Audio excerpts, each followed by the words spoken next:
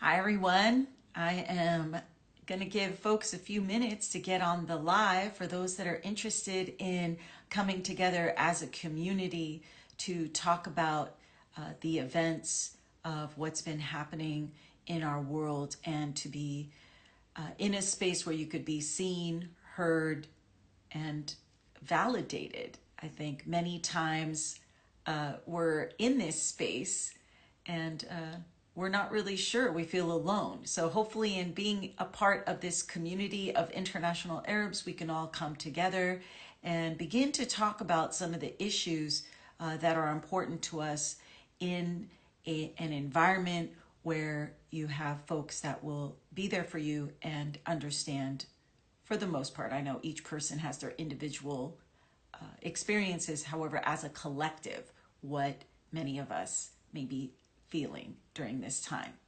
And my name is Tiffany Toda. I'm a marriage and family therapist. The only reason why I'm sharing that is it's just lets you know I'm qualified to be here. I'm qualified and I have the knowledge, skills, and experiences to share with you the tools that I have to be able to provide you for a more filled emotional health and well-being. And I am coming to you live from Los Angeles, California. What I wanted to speak on is what I wanted to speak on today is what I've been seeing collectively happening is we are, many of us from Middle Eastern communities have already overactivated nervous systems. So what does that mean? Many are experiencing burnout, depression, anxiety. They have their own trauma histories, and then their nervous system starts to react in that way, and each person will react differently. Now, with that said, now let's add all the external events that are happening in our world. Things that are happening in Palestine, things that are happening in Lebanon, things that are happening in Yemen, things that may be happening in Egypt, and all different parts of the world.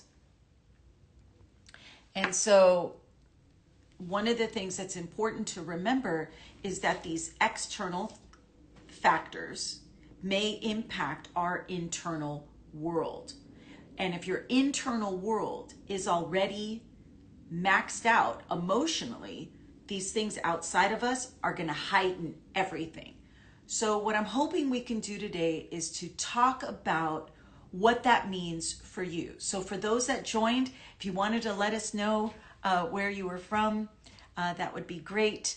I was just explaining what we're going to be doing here today, and that's to come talk about what are some of the emotional issues you may be dealing with during this time. Lack of sleep, difficulty eating, difficulty finding your joy. Just think about how we as a community can come together. Hello, it's good to see. It's good to see. Let's see. It looks like we've got Mira on, and is it Hannah? I hope I'm pronouncing that right. And welcome. Now, if either one of you wanted to share just something you are going through today where you may want support on, it doesn't have to be anything heavy. You don't have to, just maybe a feeling that you're experiencing right now. That would be helpful. And then maybe I could speak to that and offer some support. And I know as Arab, it's like we're very shy to be able to communicate our feelings. Sometimes we're not comfortable. It feels really vulnerable. We tend to be a culture where we're this big collective, yet nobody really knows what another person is going through. Yes, lack of sleep is huge. Lack of sleep is probably the foundation for our mental health. Now, we have to look at the factors around what may be causing the lack of sleep and how long you have been experiencing that. Now, a lot of times when we're on our phones right before bed or we engage in significant screen time right before bed, our brains are like super activated. So trying to go to sleep after, I always call it, doom scrolling is going to disrupt a quality sleep. So one technique you can do to help with that is to minimize screen time at a minimum 1 hour before going to bed. And I know that's really hard. And I said, okay, well, Tiffany, I can't do that. I said, well, can we replace it with something else? Something that is not a screen. Could it be a book? Could it be art? Could it be a cup of tea? Could it be meditation? Could it be prayer? Think about what you can replace the screen time to give your body time to slow down and give it some rest. Anxiety. Thank you for speaking to that. And I hope you guys are okay with me saying this. In general, as a culture, one thing I can tell you as a marriage and family therapist working within our Arabic communities is most Arabs struggle with anxiety. Number one, anxiety. They'll say, well, Tiffany, I'm depressed. I go, Tayyib, I understand you're depressed. Now, the depression may come from you're so anxious all the time, ruminating thoughts. Your thoughts start to loop. You fixate on certain things. You're doing more versus resting, right? You're so afraid all the time that the body becomes depressed because it's in this activated state all the time. So I always let people know, hey, anxiety to a certain degree is normal, right? It's our body's indicator that something is off, and we need to pay attention to that. Right now, with everything that's happening, you may have already had anxiety before the events of October 7th, or you may have had anxiety throughout your life. Now you have all these external things happening, which will drive your anxiety up. But إحنا العرب, what do we say? إيش مالي? There's something wrong with me. No, there's nothing wrong with you. Your anxiety is normal within the context of everything that's happening. Now, what's not normal is being in this chronic state of anxiety that's going to keep you from living a full life. It may keep you from, and someone mentioned sleep. It may keep you from eating, which nutrition is also, along with sleep, an adequate foundation for our mental health. It may keep you from moving your body. So these are the three foundations: sleep, nutrition, and exercise. Because our bodies are feeling so overwhelmed, we may want to go up and go for a walk. We may want to get up and do something for ourselves. However, what we end up usually doing is lying on the couch, doom scrolling, sleeping, too much sleeping, or maybe not enough.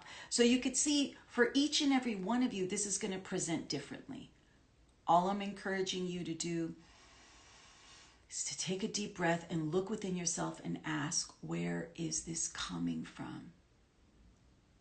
Am I looking at these traumatic images over and over and over again? You have to remember, our eyes are somatic. What does that mean? Our eyes will absorb these images as if we were experiencing them ourselves. Now, does that mean you look away? Does that mean you don't stay informed? Does that mean... I'm not saying that at all. All I'm saying is to take a deep breath and check in with yourself and say, is this what I need right now? Now, what's happening is we're seeing this addictive quality that people cannot get away from, the doom scrolling. And this is very, very dangerous to your nervous system. I cannot express that enough. So what I'm hoping each and every one of you within our community can come together and recognize is that we need to slow ourselves down, to be mindful, to say, what is causing my lack of sleep? What is causing me to emotionally eat? What is at the crux of my pain? Now, what many therapists are overlooking as far as how we're looking at where we are right now is all of us came, many of us, I shouldn't say all of us, came from our own trauma backgrounds. Before any of this. And many of our trauma as Arab is unprocessed. And so how do we process this first? Because what's happening with the community right now, with everything that's happening, everyone's trauma is getting kicked up. COVID kicked up everybody's trauma.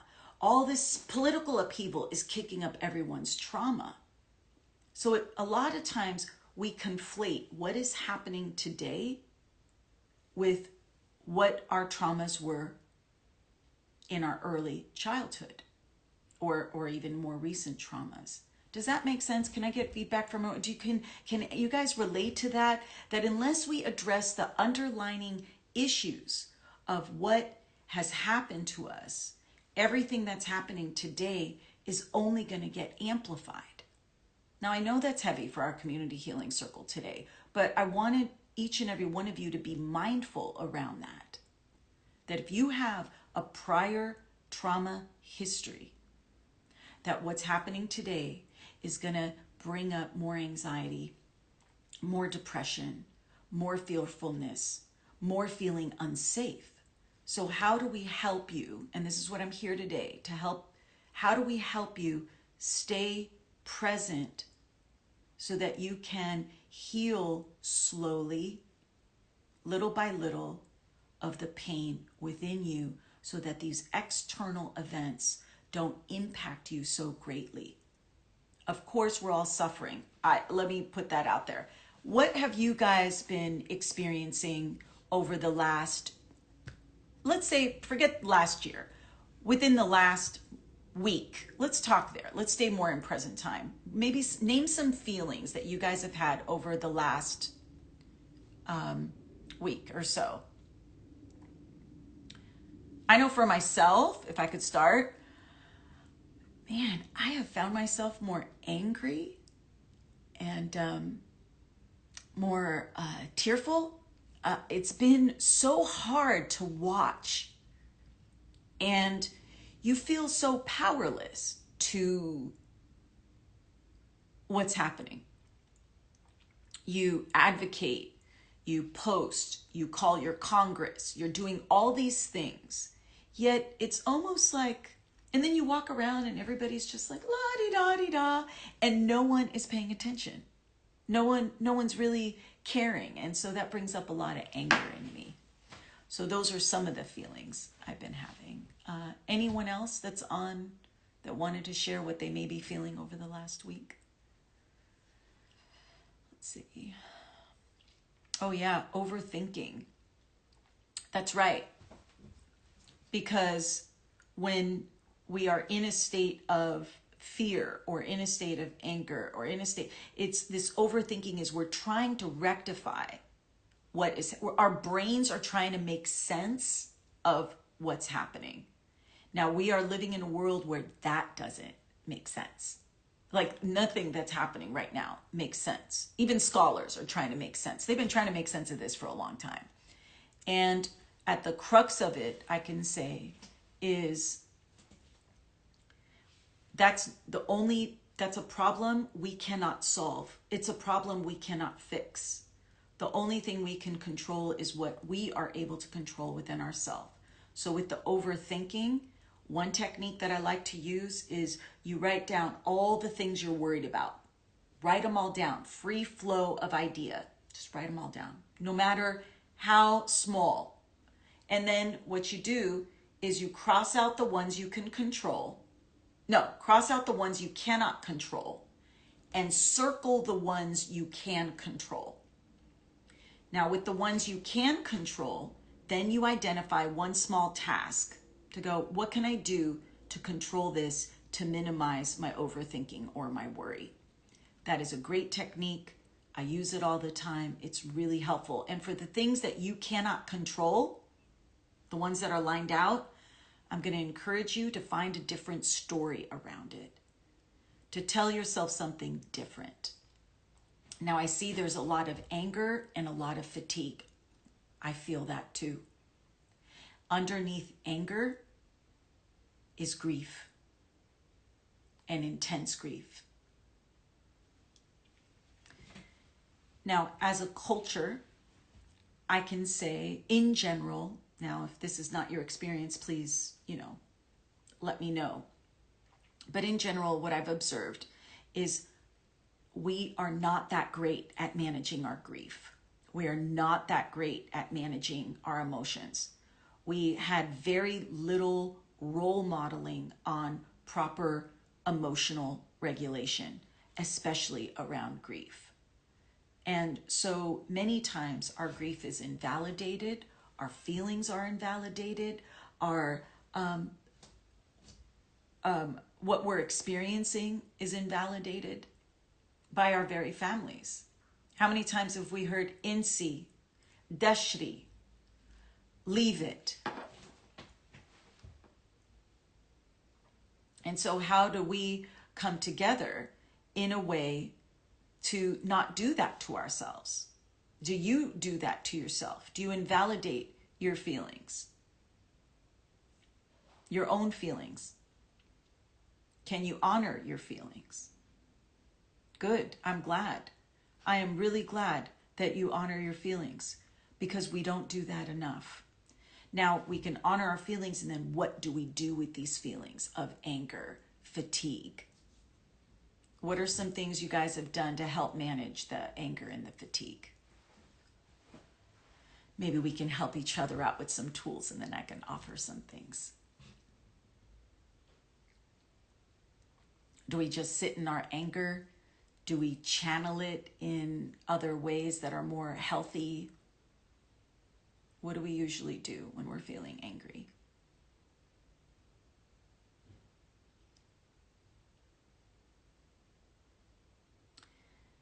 I know one of my tasks is, when I feel my anger, to really not express it, because when I express it, sometimes it can be really, really not great.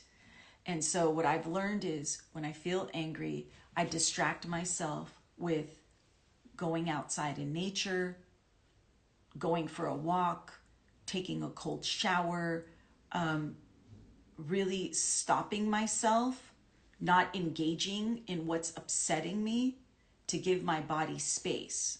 Because how many ought to go from like 0 to 120 with their anger? Or how many internalize that anger with self-harming behaviors? Yes, going for a walk is awesome.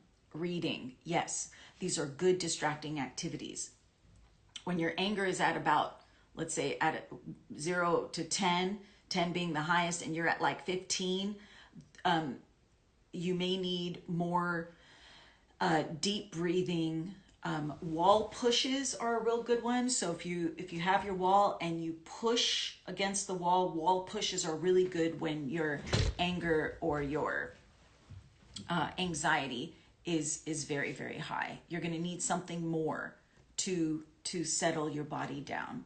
And that would be paced breathing, wall pushes, yes, walking, something more active. Now, what is before I move into the symptoms, more symptoms, does anyone have any questions that I can answer around how to get more support?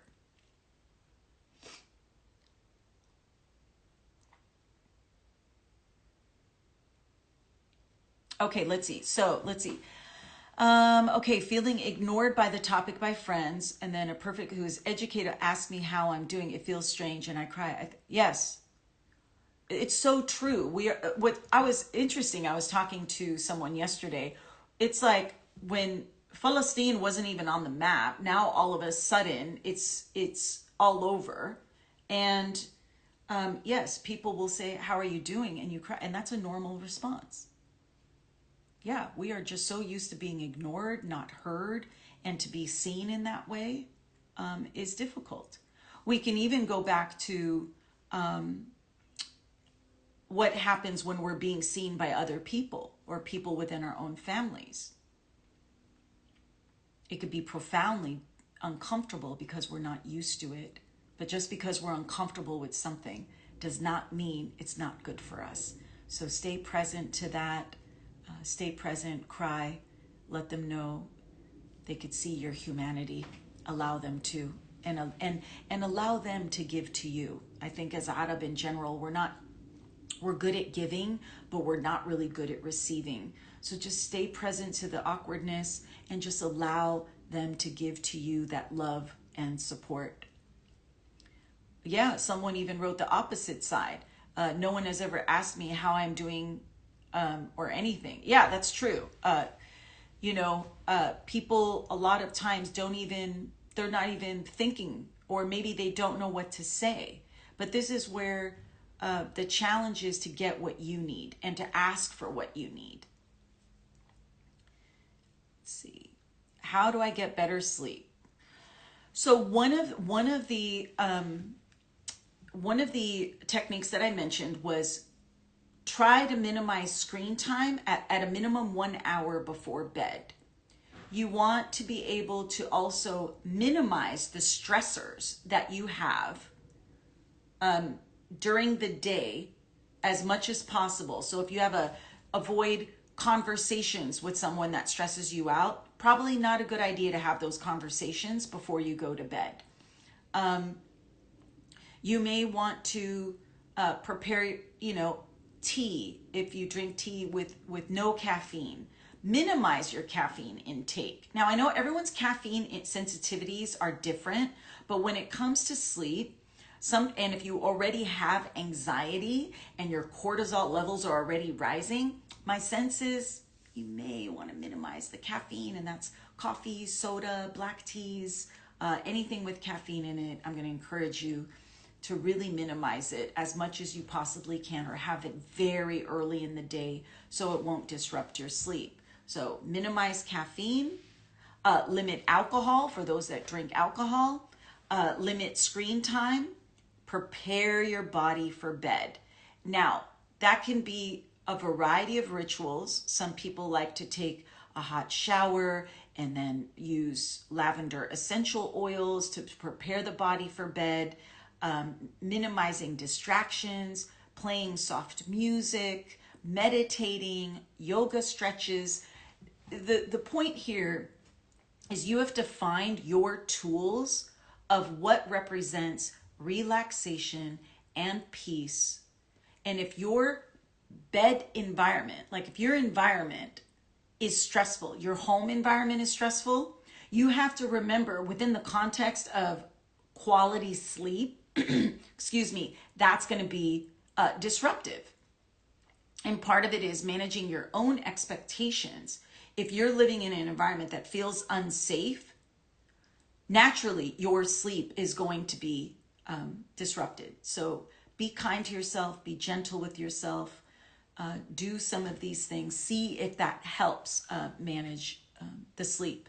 Because right now, many of us are having fatigue because we're not getting quality of sleep, because many of us are thinking about everything that's going on in our world. And even though our direct environments may feel safe, for those that are in for Gaza or for Lebanon or in parts of the world where they're not safe, it's normal to have your sleep disrupted.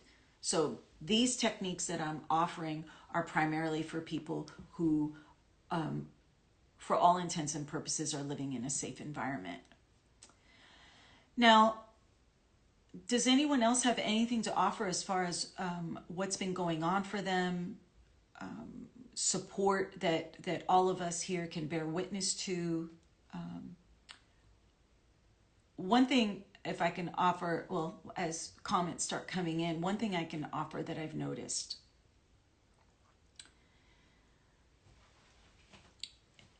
As everything, I was talking to a few of my Palestinian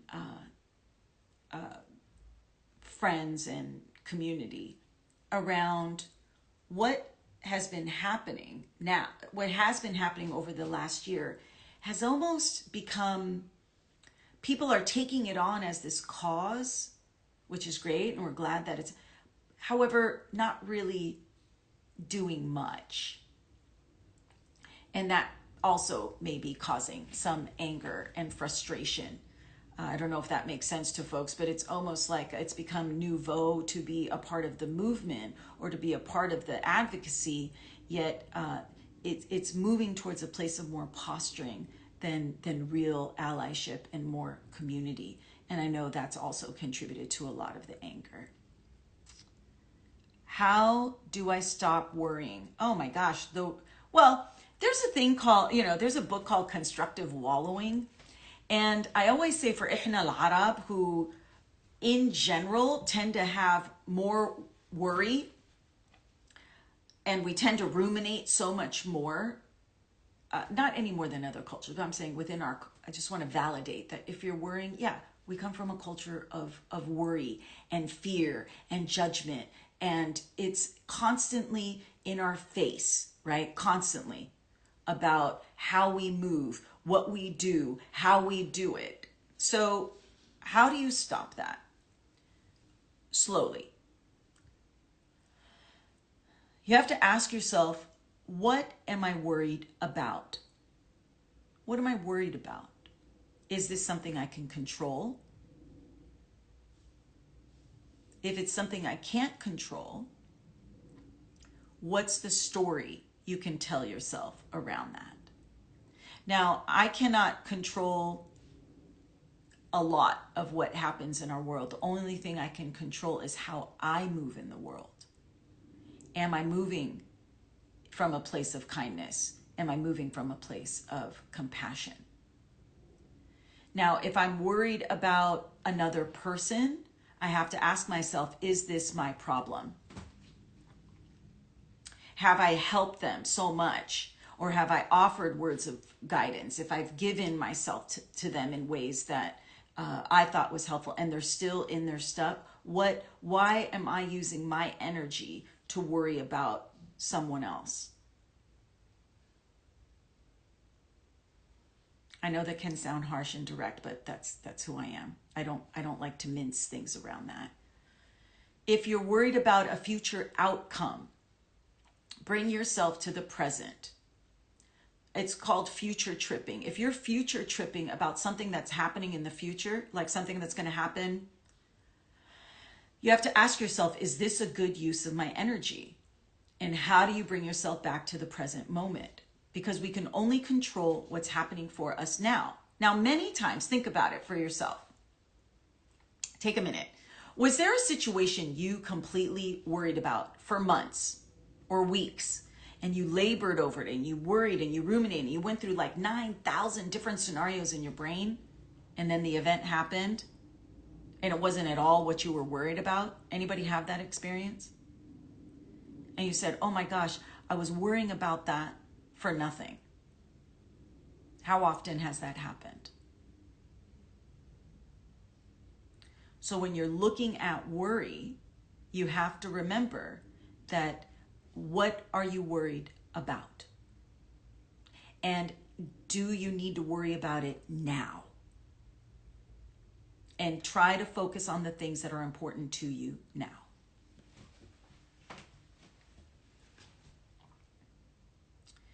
So I wanted to, I know there's a few of us on here. I wanted to just ask, what has been helpful for you in managing everything that's happening now? What has been helpful?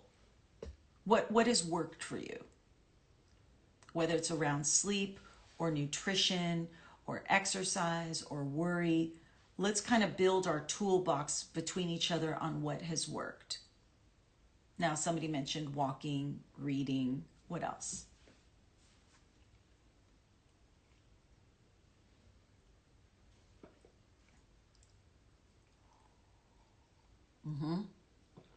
Yes, boxing. That's a great one. The physical activity to release the pent-up energy within you and to release it outward. Yes, physical activity particularly those who struggle with anxiety, is one of the key interventions we will use. Keeping myself busy, distracting activities. Now, that's a tricky one because إحنا العرب, we keep ourselves so busy. We're so busy doing that we're not feeling. We're not feeling. So it's that balance between distracting yourself with other activities to alleviate some of the distress, and then recognizing the times where your body needs rest or slowing down and not doing anything. Let's see. Focusing on other people, focusing on children. Yes, that's also a tricky one. Yes, we want to focus on our kids and pour into them and give to them. Absolutely. However, sometimes if we're giving too much and we're not giving to ourselves, yes, they could be a great distraction, but they can also take away from the time that you need to replenish yourself from all that you're releasing. Dancing, I love this. Dancing, movement. We know that through many studies, even just swaying can help alleviate some of the tension in the body. We could see, how when children, they kind of shake themselves. I probably look silly, but like when children shake out and they're just moving their bodies, it's to release all that excess energy. So dancing, swaying, yes, absolutely huge for that. Also music, to transport yourself and to move yourself into a different consciousness of creativity, I think is also very helpful. Surround yourself, yes, people who are supportive. Oh my gosh. If you surround yourself, let me just, because I always have to let my clients know, like, look, guys, we can only do so much in here. Tools on managing your anxiety, your depression. Yet, if you are in a toxic work environment, toxic relationship, toxic friendships, all we're doing here is band-aiding what is happening over here. We're only band-aiding it. So it's about how do you, with these environments, now I know like Arabi families, like for us to say, oh, we're going to cut off these toxic people, not very realistic. And if you did break off from your family, believe me, there's no judgment. Do what's best for you. But when you're in these toxic environments, that's going to impact your mental health. And all these tools are only going to band-aid the larger stressors that need to be addressed. And again, you take small steps, but surrounding yourself with people who are supportive, loving, affirm you, validate you. If you're hanging out with a friend at lunch and they're berating you or putting you down or judging you, yeah, probably not good for your mental health. And you may want to reassess that friendship. Yes, hiking and nature. I cannot emphasize enough, and there's so many studies around children in particular and their disconnection from nature and the impacts on their emotional health and well-being. More and more children are experiencing anxiety, depression. Us adults are experiencing increase in anxiety and depression because of our disconnection from nature. Now, what does that mean? Sometimes it could mean just walking outside your front door and connecting with the ground, being in grass. If there's no grass, even studies show, even walking on cement barefoot, you could still connect with the grounding energy of our nature and earth.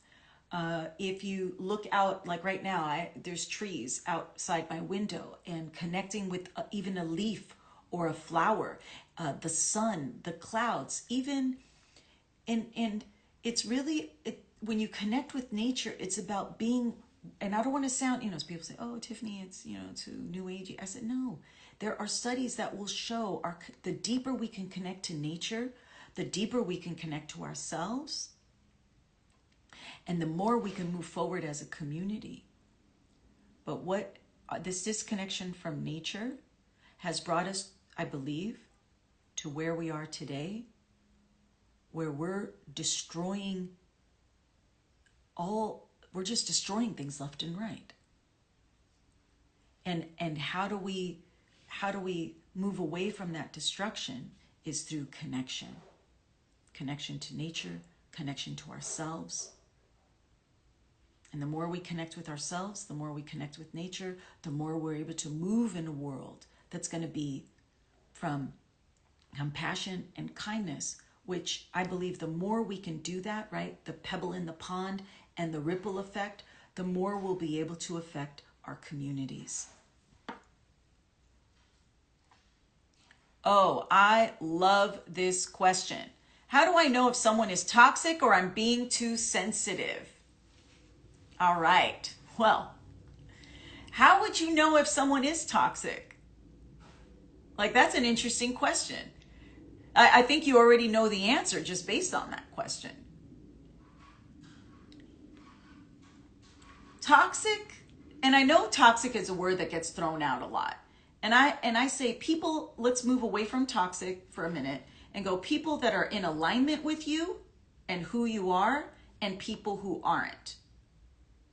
So think about it from the perspective of when you're sitting in space with them, how do you feel? Now, if your body is alerting you to some unsafety, now if they're judging you, putting you down, minimizing your feelings, invalidating who you are, you're excited about something, and then they, I'm trying not to cuss because I'm trying to be professional, and then they put you down, probably not a good environment. If you're always feeling angry around them, or you're always feeling upset, you need to tune into your body and say, where do I feel that anger? If I feel it in the pit of my stomach, I'm always angry when I'm in space with them. Is it your anger? Or are you picking up on their anger?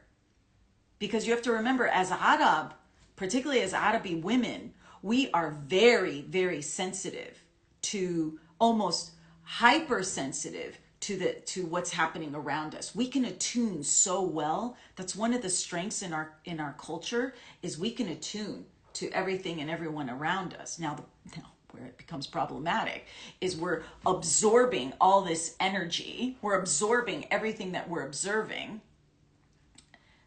We're absorbing it versus taking a more neutral step and looking at it more, being an observer versus. So think about, if you're angry around this person, did they hurt you?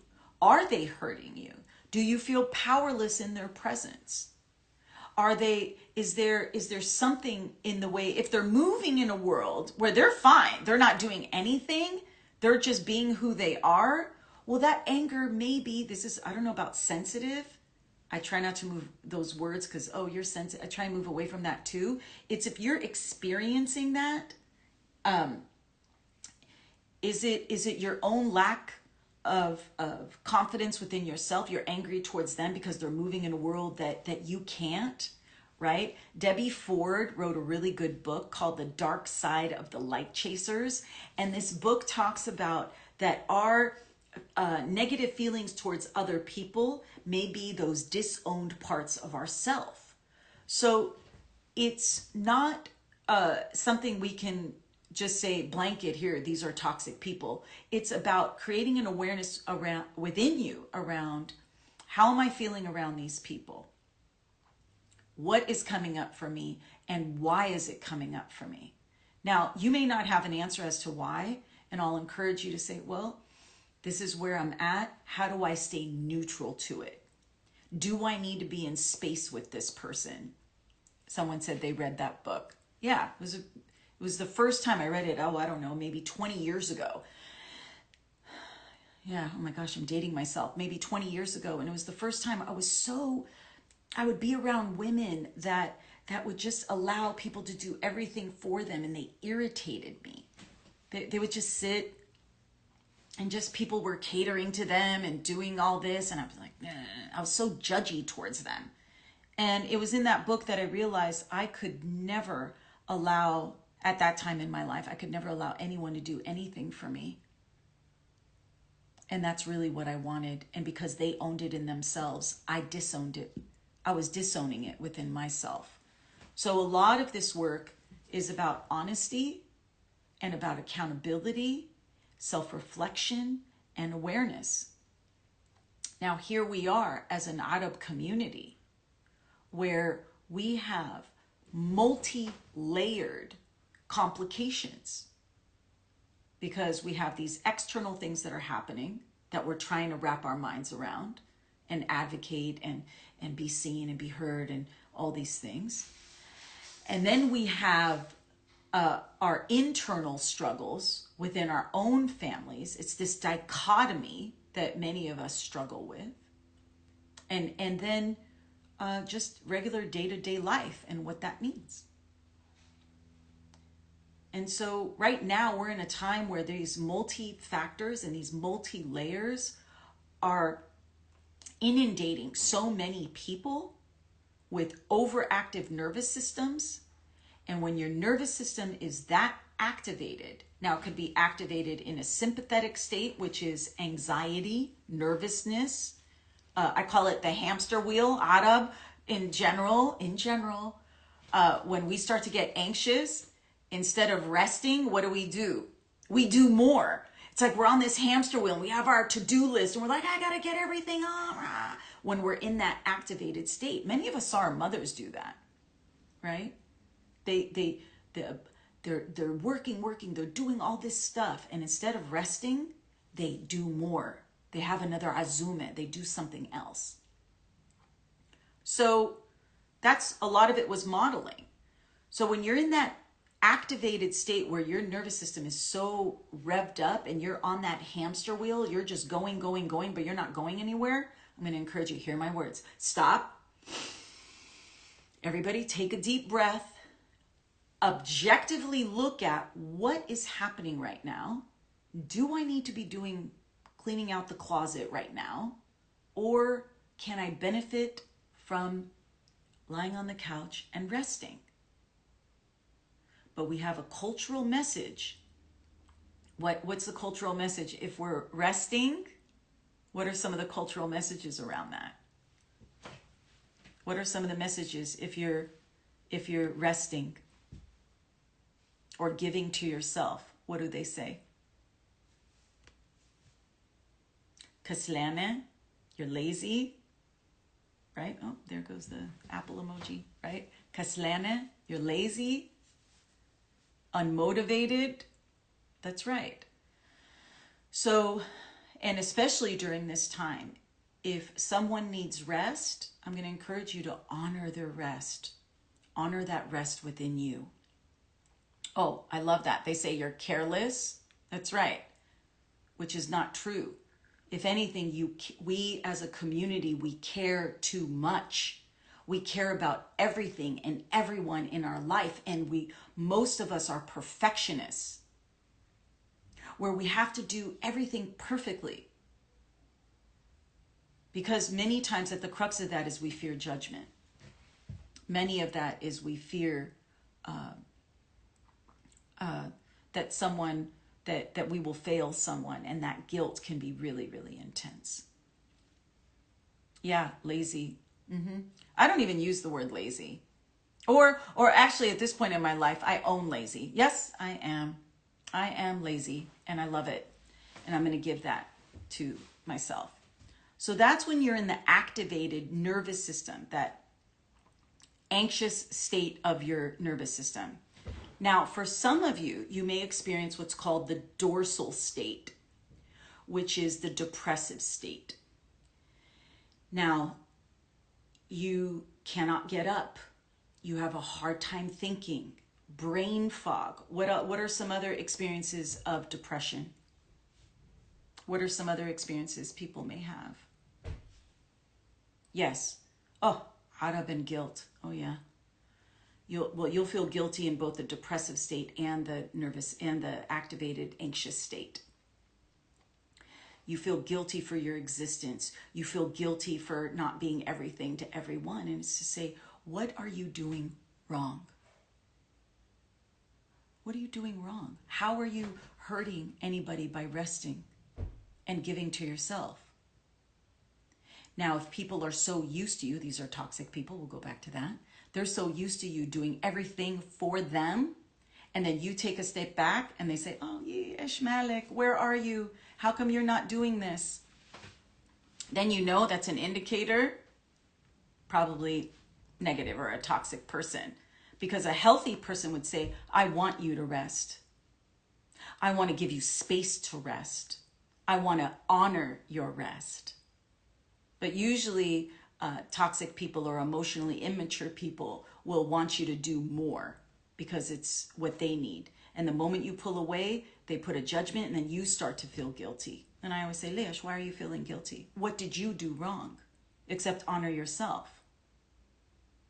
How does that make sense?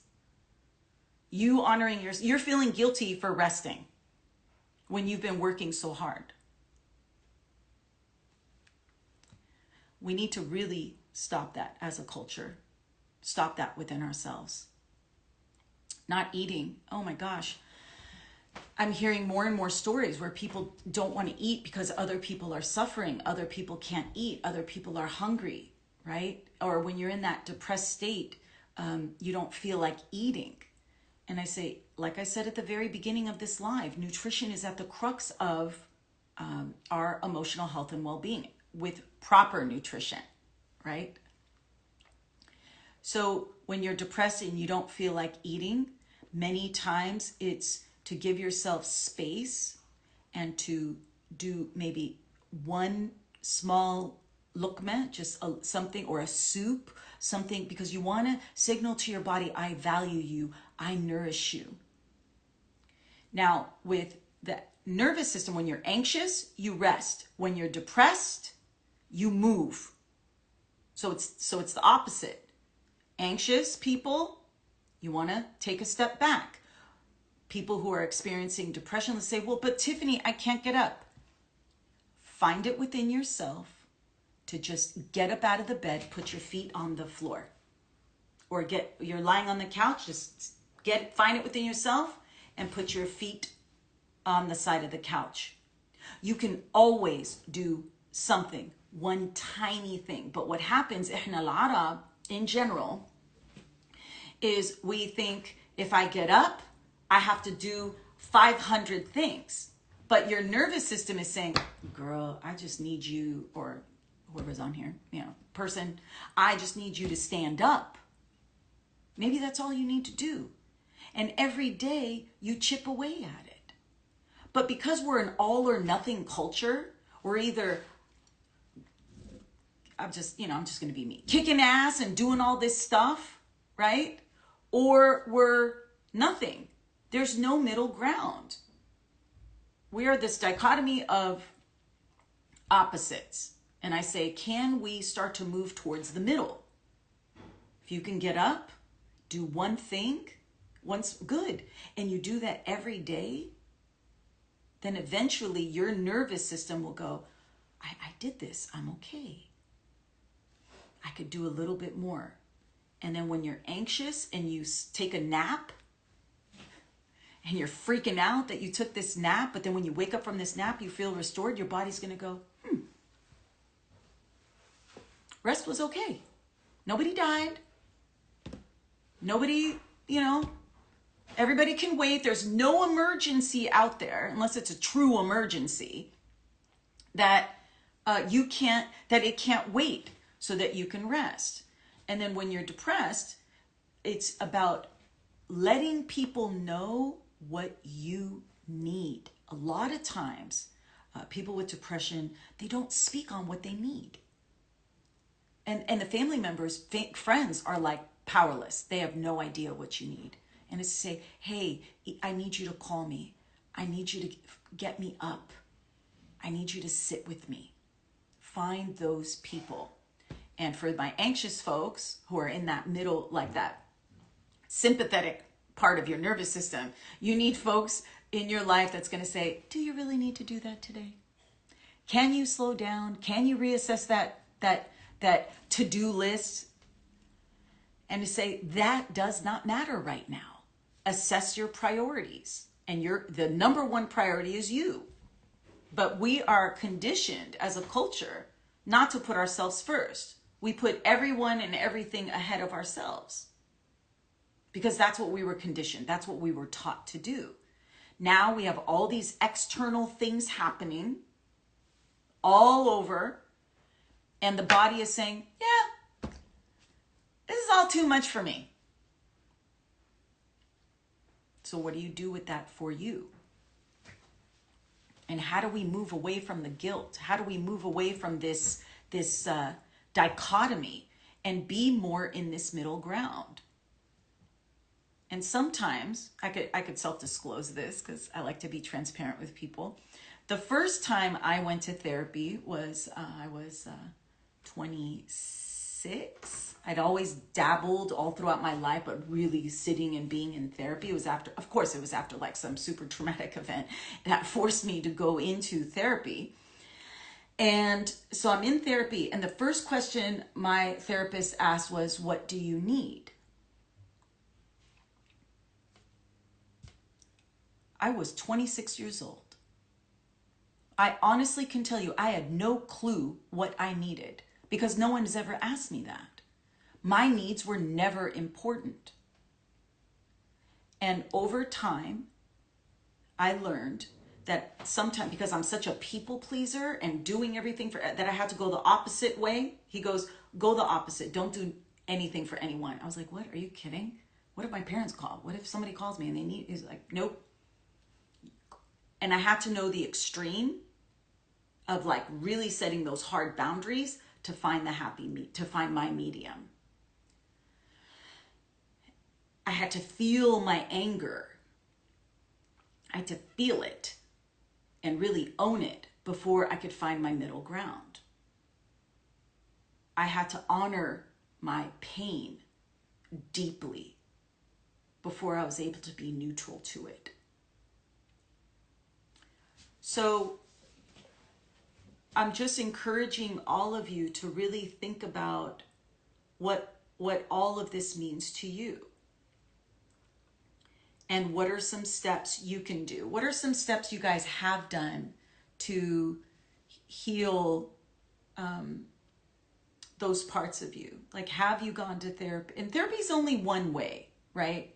And it's not for everyone. And finding the right fit of a therapist is numero uno. That's what I tell people. Like, having a good friend who can really listen and affirm and validate is probably better than a crappy therapist. And there's a lot out there. There's a lot of really good ones, but there's a lot that are not so great. But you know what happens when I'm going to therapy with a not so great therapist? You guys want to know what usually happens? This is what they share with me.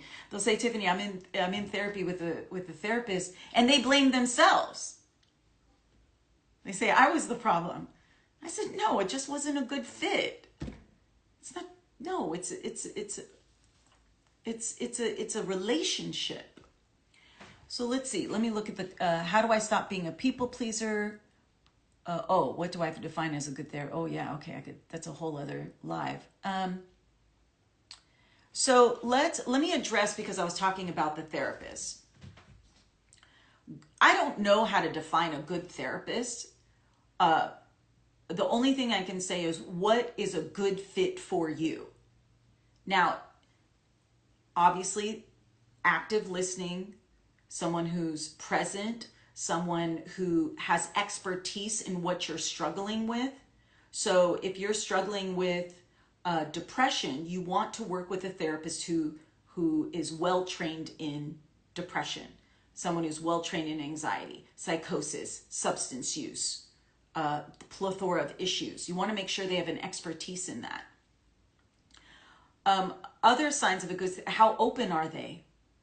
How authentic are they? Now, some are too authentic and they kind of do too much in the room and it's more about them than you. Good sign. No, they gotta go. Someone that your nervous system, when you're sitting in space with them, that you feel at peace. Or that you may be nervous starting the therapy, but that you feel like, I could do this with them. You need to trust your body and trust your nervous system. But what happens with Arab, in general, when they're in therapy, if I could call you all out,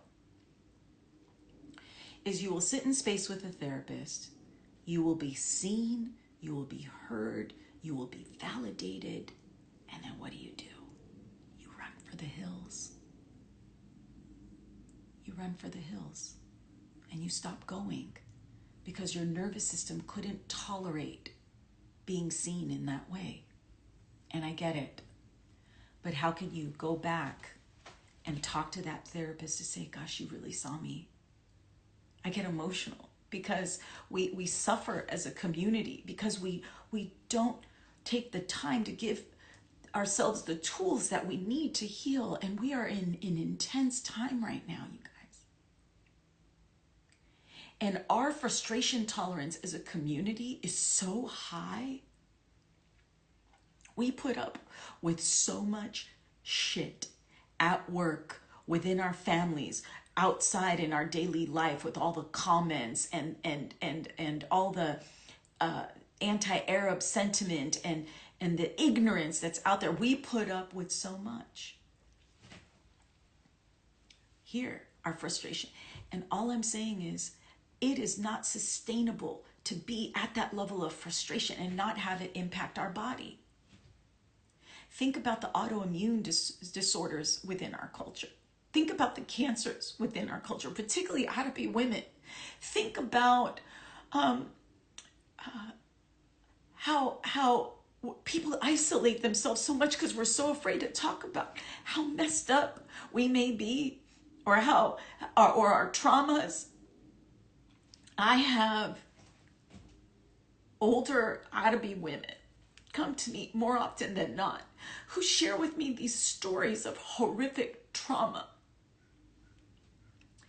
And they dealt with it alone. I'm sorry, I'm getting so emotional because this is a project that's so important to me and I need to impart on people how hard it is to watch our communities suffer. Our mothers and our fathers' generations suffer with the traumas they endured. And that's that intergenerational trauma that came to us.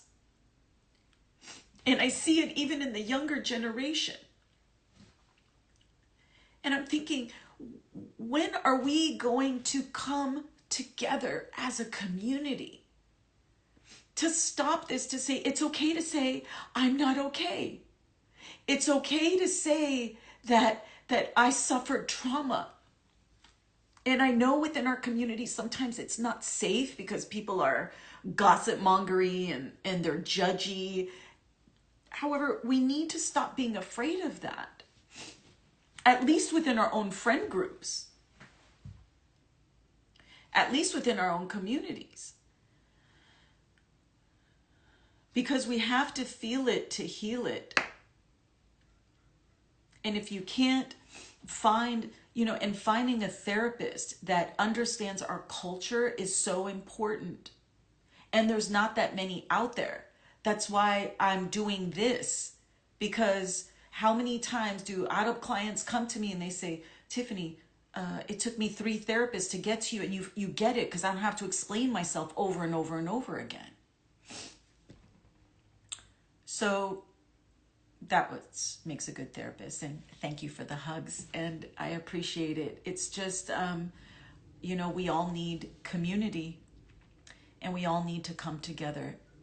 So I know I'm going to wrap up with thanking each and every one of you for being here. Please reach out to me for any future. I'm going to do community healing circles every Sunday to create a space for all of us to come together and learn some tools. And so get some rest, good nutrition, exercise. I hope these tools will helpful around what you need. All right, you guys, I love you. Have a good day.